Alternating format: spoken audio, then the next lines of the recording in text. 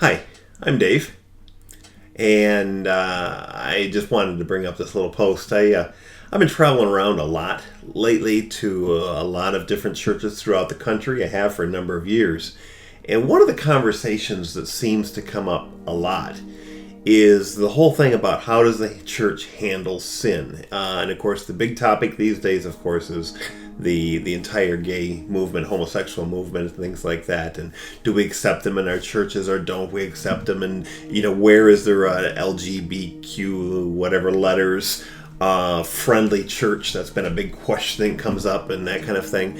And the whole question of sin as it relates to church and how the church, when I say church, I try to mean the people of God as opposed to the place on the street that you go to and attend. But anyway, how the church responds to those individuals. Are we loving the sinner but not the sin? And it's an interesting topic, but it goes places that it doesn't need to go. I think the Bible is very clear. And I'm not even talking about, this is sin and that's not my point. Let's go to the book of Romans and see what Paul has to say for a minute.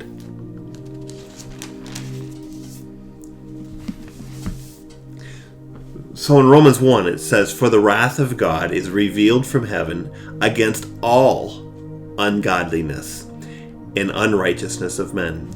Who are these people? Who suppress the truth in unrighteousness. Because what may be known of God is, in fact, manifest in them. For God has shown it to them. For since the very creation of the world, Paul says, God's invisible attributes are clearly seen, being understood by the things that are made, even his eternal power and Godhead, so that they are without excuse. Let's move on down. Because although they knew God, they did not glorify him as God, nor were they thankful. But they became futile in their thoughts, and their foolish hearts were darkened. Professing to be wise, we have a lot of those people in this world, they became fools. And they changed the glory of an incorruptible God into an image made like corruptible man. They began to worship people, or in Paul's day, idols. We have lots of idols today. In our world around us, there's lots of idols. Therefore, it says, for all of those reasons, because God made himself very, very visible to man, he made it so man would understand that there is a God. Therefore what? Because of all of these reasons, because God made his nature known to man and they refused to believe it. Therefore God gave them up to uncleanness in the lusts of their heart to exchange their bodies among themselves, who exchanged the truth of God for a lie. Pretty simple? There's not much more to say. Let's do it again. Paul does this like 3 times. He wants to drive this point home, and I really think we're missing it. It says again, for this reason. What reason? All the stuff we just talked about. God gave them up to vile passions. Even their women exchanged the natural use, what is against nature. Likewise also the men, leaving the natural use of a woman, burned in their lust for one another, men with men, committing what is shameful, and receiving in themselves the penalty of their error, which was due. What's the penalty? It's the sin. God gave them up to the sin because they refused to know him. Let's do it again. And even as they did not like to retain God in their knowledge, he says it again. Even though they know God, they refuse to keep him in their minds. God gave them over to a debased mind. That pretty much describes our American society today. Debased minds. Turn on the news. We've all seen it. To do things which are not fitting. Being filled with all unrighteousness, sexual immorality, wickedness, covetousness, maliceness, full of envy, murder, strife, deceit, evil-mindedness. They are whisperers, backbiters, haters of God, violent, proud, boasters, inventors of evil things, disobedient to parents, undiscerning, untrustworthy, unloving, unforgiving, unmerciful. This is a description of these people again. Who, knowing the righteous judgment of God, they know, we're born with this. Who, knowing the righteous judgment of God, that those who practice these things are deserving of death. Not only to do the same, but also for those who approve of those who do them. What's the problem in our society today? Is it homosexuality? Is it murder? Is it rape? Is it unlovingness? Is it unforgiving? Is it unmerciful? What's the problem today? It's simple. They refuse to know God in their hearts. Nothing more. We live in a society today, the problematic portion of it, for sure, that refuses to know God. And God's saying they know who I am. They can see it through creation itself. It's written on man's heart from the beginning. But they refuse to know God. And God gives them over to sin, to a debased mind. That's a horrible word that we don't use very often. And it lists off all this stuff. That includes the homosexuality. That includes the LGBTQ, all of that. It's all lumped together. It's one package. There's the problem, folks. It's as simple as that. They refused to know God. Hell will be full of people who knows who God is, who refuse to acknowledge Him as their God. We as believers, there's another story. We believe in God. Now the question is, are we as believers participating in those sins? Because Paul says, not only do they do them, but also approve of those who practice them. There's a dangerous place in our world today, in our churches today, for approving of the sin that people are living in. Do we love them? We love all sinners. Jesus came to save me when I was still a sinner. While I was still a sinner, Christ died for me. He loved me enough to give me His life while I'm yet a sinner. No question about it. Jesus said, "A new commandment that I give to you, that you love one another." We are given the responsibility, just as Jesus showed us, we are given the responsibility to love one another. He didn't say love one another as long as they're righteous. He didn't say love one another as long as they're sin-free. That'd rule us all out, wouldn't it? Jesus came and loved the sinners. Did He approve of sin? Never. Never. Never did He approve of sin. Did He love them? Yeah. And He says, you quit it and sin no more. Stop it, because you're going to end up in hell. How can we possibly love anybody and not warn them of the destruction that's coming? Not warn them that hell will come to those who refuse to believe in God. It's as simple as that. Does God send people to hell? You know, that's semantics you can argue about, but the reality is, if they refuse to know Him, when God's given them that innate way of knowing Him, we can see it in the creation, we can see it in the stars, and we can force ourselves to believe that there is no God. Does He send them to hell? They're sending themselves to hell. That's the truth. Do we love those people enough to say, whoa, guys, stop it? And I'm not saying stop your sin. I'm not saying stop your homosexuality, or I'm not saying stop your evil thoughts, or stop your unforgiving spirit. Though that's not the point. See what I'm saying? That's not the point.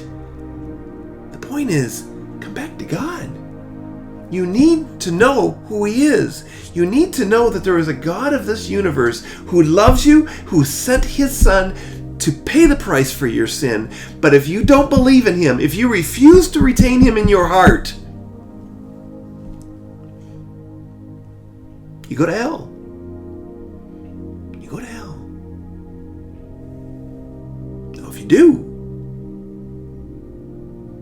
if you believe in Jesus, if you call out to Him, then the only response is repentance from sin. And this book is full of it. You can't come to Jesus and continue in sin. He won't let you. Okay? He chastises those He loves. He will change your heart. He will give you new desires in your heart. He will change the way you think. He will draw you out of sin. What Jesus does best in our lives is to save us from sin. We don't have to pound anybody over the head. Occasionally people need a little kick on the head, but Jesus will change a life if you choose to believe in Him. You know, there's a really cool story in the 15th chapter of Luke that Jesus tells to the people who are there. And it's probably, I want to say, one of my favorite stories in the Bible, but you'll hear me say favorite stories in the Bible often. But He's telling us what we call the parable of the prodigal son. But the son comes to a father and says to the father, I want my half of the inheritance. And it says that the father gives him his half of the inheritance, and he goes to a faraway land. And we find out that the son lives in this debauchery, this horrible sin. Doesn't get into it, doesn't need to. The son is living this terribly sinful life. He blows all his money. He ruins his reputation. Everything is gone. First of all, for a son in that culture to say to his father, I want my inheritance, is like saying, Dad, I wish you were dead. And the father gives it to him. I wouldn't have done that with my son if I had an inheritance. But his father gives it to him. Go ahead, son. And the son goes off and lives that life of refusing to know Dad. He refused, even though he knew he had a father, even though the father had given him the inheritance, even though the father loved that son, the son refused to participate in the love of the father. He refused. And he left. And he went away into a far country and blew it. If that son had died in that far country, far, far, far away from his father, obviously this is a parable, it's talking about God, far, far, far away from God, and he had died refusing to know God, he'd have died and gone to hell. That's the story. But you know, something happened in that son's heart. He came to his senses. Something changed. He got hungry, quite honestly. The life he was living was going nowhere. It didn't work. And he says, you know, at least if I went back to my father, I could be a servant. I could be a slave. And at least my father's slaves, they eat. I'm going to go back to my father. And I'll tell my father, I've sinned against heaven and against you, and I'm not worthy to be called your son. You know, Jesus gives us this picture of the son coming home to the father. What changed? The son recognized the love of his father. He recognized the fact that he has a father that cares. And in the story we hear that this father sees the son afar off, and he runs to his son, which no Middle Eastern man of Jesus' day would have ever done. But he sees his son, and he sees the suffering of his son. He sees the pain, he sees the sin, and he runs for his son, and he calls to his servants, and get my best robe, get my ring, get my sandals, put it on this son. And in that culture, that robe means, this is my son. I want to cover his sin. I don't want him suffering another minute. I don't want him hurting another minute. Not a second longer than he needs to. Because my son has returned home to me. That's salvation. That's the moment when the son said, Dad, Father, I can't do it anymore on my own. I need you. And that's the moment when all of that horrible life that he had been living was now in the past. We don't know what happened. It's a parable. It's a made-up story.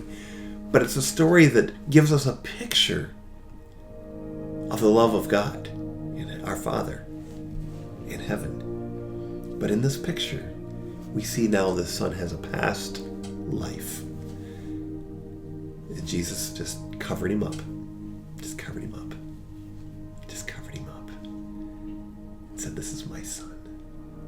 The sins, it's gone. It's forgotten. Never mind. It never happened. You live life from this moment on. Romans 1 describes sin. The sin of the world. A world all around us out here that refuses to know God. Refuses. It's not that they never heard, because the truth is written right in the sky. It's written in the stars. It's written in creation itself. Are you refusing to know God? Then you're choosing hell. And this whole sin conversation that churches are having today are null and void. It means nothing. Because the truth is, they've either know God or they refuse to know God. That's it. There's no in between ground. And if they're living in sin, intentional sin, then they've never known the love of their Father. It's easy. That's all I've got for today. I'm glad you stopped by for this little video. We'll talk to you again real soon. Bye-bye.